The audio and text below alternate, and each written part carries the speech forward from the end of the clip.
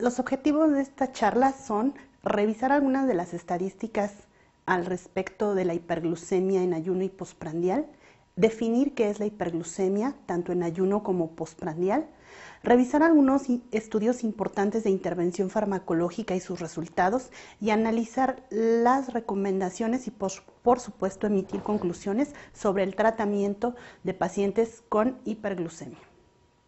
Veamos primero algunas estadísticas importantes.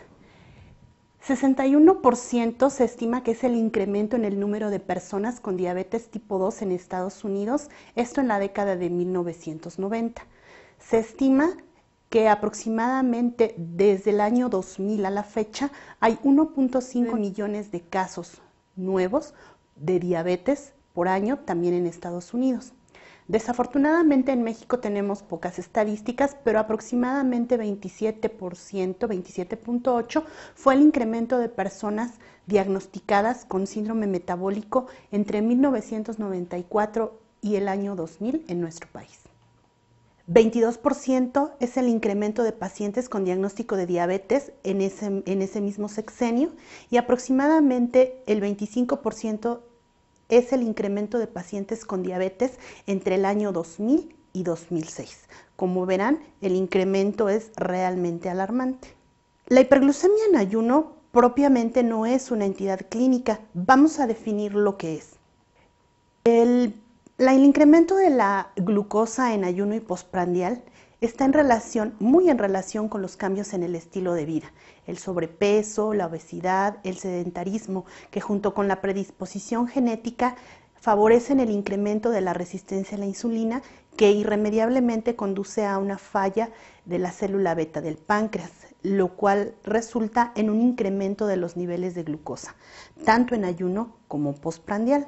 Pero vamos a definir qué es hiperglucemia, porque no estamos definiendo diabetes, sino hiperglucemia.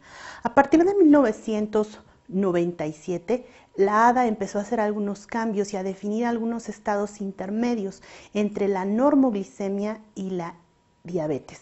¿Cuáles son esos estados? Se definieron como glucosa alterada en ayuno y tolerancia a la glucosa alterada, o bien los estados que se conocían como prediabetes, que son los que vemos en el centro de la pantalla. No son cifras que podamos definir como diabetes, pero que tampoco podemos definirlas como normales, que son estas que vemos en el círculo rojo. Es importante que recordemos que hasta antes del 2003 estas cifras eran entre 110 y 140. Hasta hace algunos años estas cifras se disminuyeron, el punto de corte se redujo. Múltiples estudios epidemiológicos demostraron que la hiperglucemia, que el umbral de la hiperglucemia era muy sutil, era una línea muy delgada y que al cruzar esa línea de la hiperglucemia, las complicaciones micro y macrovasculares se presentaban con mayor incidencia, especialmente la retinopatía diabética. Es por eso que se decidió de disminuir el punto de corte. Es importante que recordemos esto, ya que algunos estudios que vamos a revisar todavía hacían énfasis y fueron realizados antes de que este punto de corte se disminuyera.